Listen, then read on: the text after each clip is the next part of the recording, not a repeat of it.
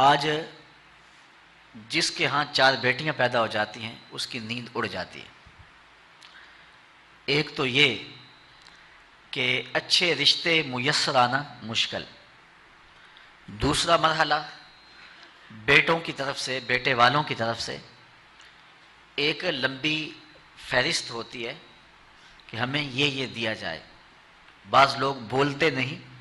لیکن وہ کنائے میں، اشارے میں بتا دیتے ہیں،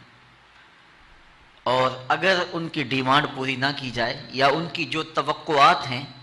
ان کو نہ سمجھا جائے تو بیٹی سسرال میں جا کے سکھ کی زندگی نہیں گزار سکتی۔ اور معاشرے کا کتنا کمینہ شخص ہے وہ جو کسی کی بیٹی کو اس لیے تنگ کرتا ہے کہ وہ جہیز نہیں لے کے آئی، یا وہ اس کی خواہش کے مطابق، اس کی توقع کے مطابق جہیز نہیں لائی۔ شریعت اسلامیہ نے تو نکاح کو آسان قرار دیا، اور یہ جو ہم اتنی لمبی چوڑی باراتیں لے کر کے چلے جاتے ہیں بیٹی والوں کے گھر میں، تو اسلام میں تو اس کا ایسا کوئی تصور نہیں ہے۔ 500 600 لوگ بیٹی والوں کے ہاں چلے جاتے ہیں، اور جس طرح کسی محاذ پہ جا رہے ہیں۔ نکاح فی المساجد کا رواج اگر ڈالا جائے تو ہماری زندگیاں سوکھی ہو جاتی ہیں۔ یہ جو مروج سلسلہ ہے اس سے غریب لوگ تو پریشان ہیں ہی، امیر لوگ بھی سکھ میں نہیں ہیں۔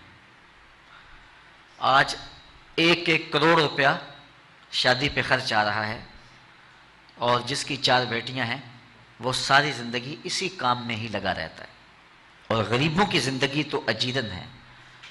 غریب کی بیٹیاں سگڑ ہیں، سمجھدار ہیں، سنجیدہ و متین ہیں، پڑھی لکھی ہیں، خوبصورت ہیں، لیکن ان کے رشتے قبول اس لیے نہیں کیے جا رہے کہ ان کے پاس دینے کے لیے کچھ نہیں ہے۔ اور اب ایک سلسلہ چلا جہیز فنڈ کا اور اجتماعی شادیوں کا، تو شاید کسی کے لیے اس میں تسکین ہو، لیکن میں تو ایک مرتبہ ایسی تقریب میں گیا ہوں تو دکھی ہو کے آیا ہوں۔ ہر شخص کا اپنا مزاج ہوتا ہے، مختلف تنظیمات، مختلف لوگ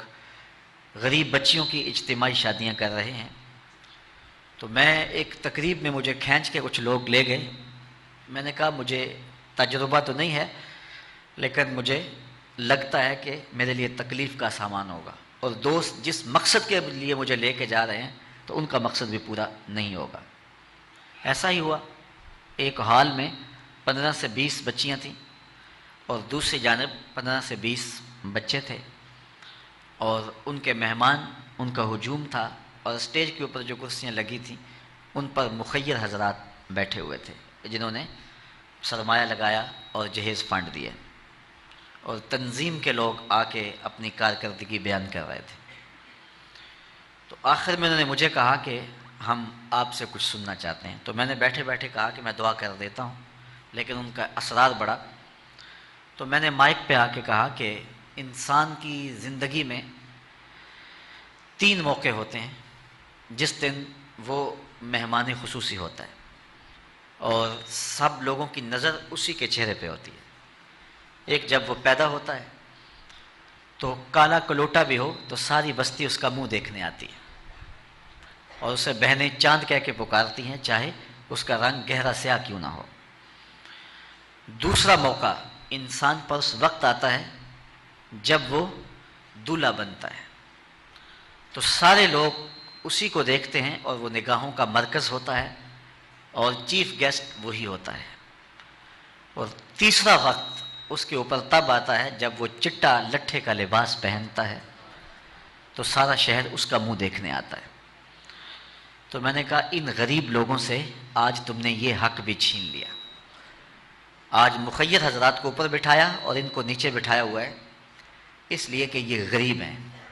اور کسی کے چہرے کے اوپر میں نے کہا خوشی کے آثار نہیں نظر آ رہے، اداسیاں ہیں،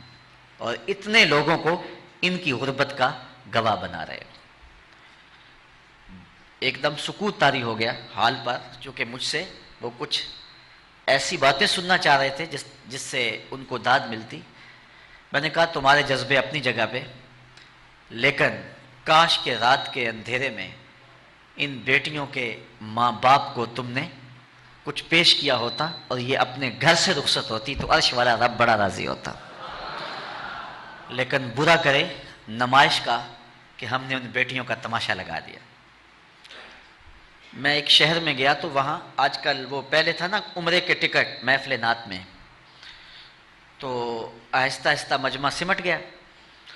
تو اب ایک نیا سلسلہ شروع ہوا ہے کہ جہیز کی پرچیاں نکالی جائیں گی۔ تو اسی سال آپ کے قرب میں ایک جگہ 10 کے 15 جہیز فنڈ تھے، تو مجھے خطاب کرنے کے لیے انہوں نے کہا، تو بڑے شوق سے منتظم محفل نے بتایا کہ 15 بچیوں کا جہیز بھی نکالا جائے گا اور اس پردے کے پیچھے ہزاروں بچیاں بیٹھی ہوئی ہیں۔ تو میں نے اپنی گفتگو میں کہا کہ یہ ظلم نہ کرو، یہ زیادتی نہ کرو، تمہارے پاس 100 لوگوں کا کھانا ہے تو 500 لوگوں کو نہ بلاؤ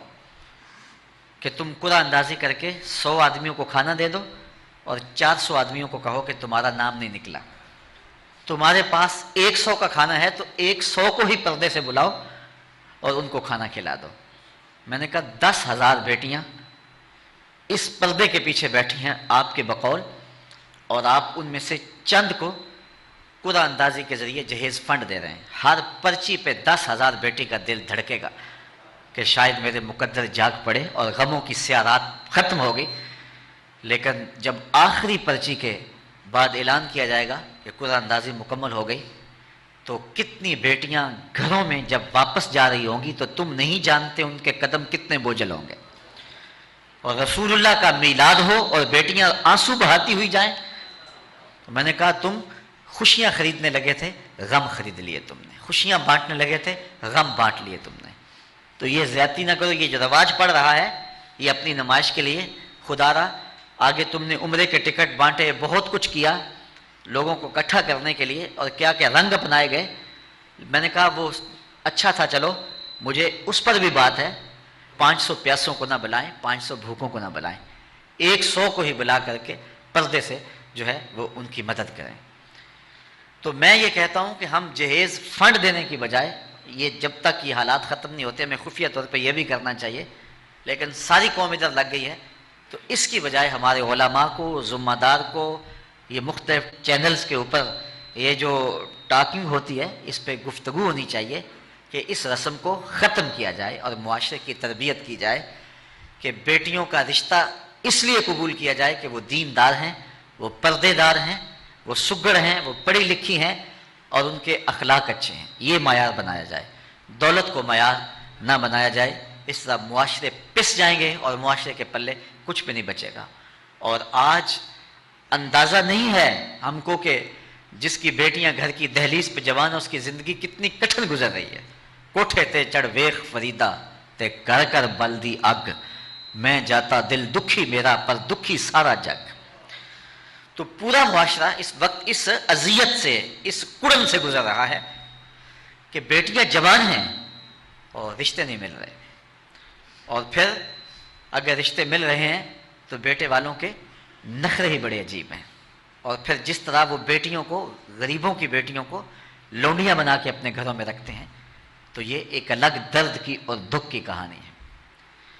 میرے پاس لوگ آتے ہیں، دعا کیجئے، کاروبار نہیں ہے، معاشی بحران ہے، مالی پریشانیاں ہیں، بچے کے امتحان سر پہ ہیں، بہت سارے مسائل لے کر لوگ آتے ہیں، لیکن کوئی نہیں، لوگ حوصلے سے مصائب کا مقابلہ کرتے ہیں، کاٹتے ہیں۔ لیکن کچھ لوگ آتے ہیں دعا کے لیے تو بات کرتے ہی آنکھیں چھلکنے لگتی ہیں اور میرا دل بھی قابو میں نہیں رہتا۔ لوگ کہتے ہیں کہ حضرت دعا کرو، بیٹی سسرال میں دکھی ہے، اللہ سکھ دے دے۔ تو میں دعا بھی کرتا ہوں، لیکن میں تنہائی میں جا کے روتا ہوں کہ اس درد کا مداوع کیا ہے، اس دکھ کا علاج کیا ہے، اور معاشرہ تیزی سے اس تکلیف کی طرف بڑھ رہا ہے، اور طلاق کی شرح بھی جو ہے وہ بڑھتی چلی جا رہی ہے۔ میرے پاس ایک دن ایک صاحب آئے، ساتھ ان کی بیوی تھی، اور میں انہیں جانتا ہوں، عزت دار لوگ تھے۔ تو انہوں نے کہا کہ ہم آپ سے کوئی تنہائی میں بات کرنا چاہتے ہیں۔ تو ان کے اپنے عزیز تھے، بیٹیاں اس شخص کی زیادہ ہیں، اپنے عزیزوں میں شادی کر دی تو اس وقت انہوں نے طے کر لیا کہ کوئی بات نہیں، ہم جہیز نہیں لیتے. لیکن وہ باپ بلک بلک کے مجھے کہہ رہا تھا کہ کتنے دنوں سے میری بیٹی گھر آ کے بیٹھی ہوئی ہے اور وہ کہتے ہیں کہ اتنی دیر واپس نہ آنا جب تک تیرا جہیز پورا نہیں ہو جائے گا. میں کہتا ہوں کتنا صفاق معاشرہ ہو گیا ہے اور کتنے کٹھن حالات ہو گئے ہیں. تو جب معاشرہ اس کیفیت میں چلے جائے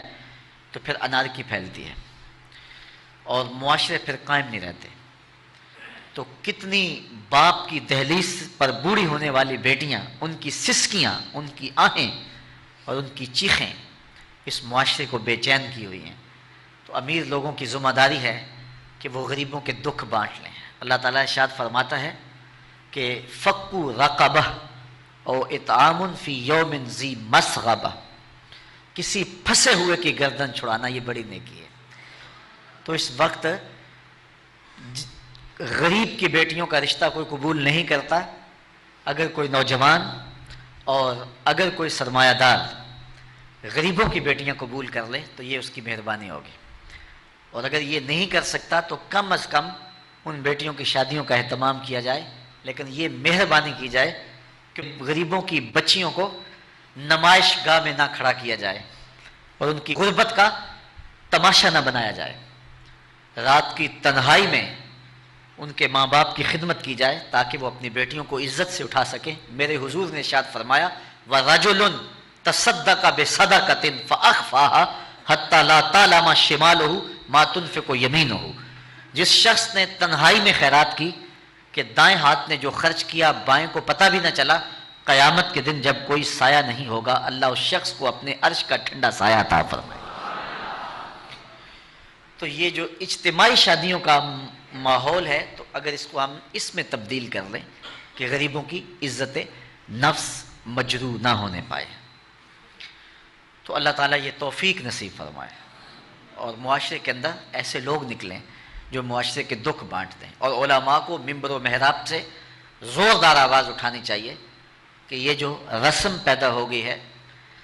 جہیز کی اور اس کے بغیر بیٹیاں گھر سے رخصت نہیں ہو سکتی ہیں، تو اس کو ختم کیا جائے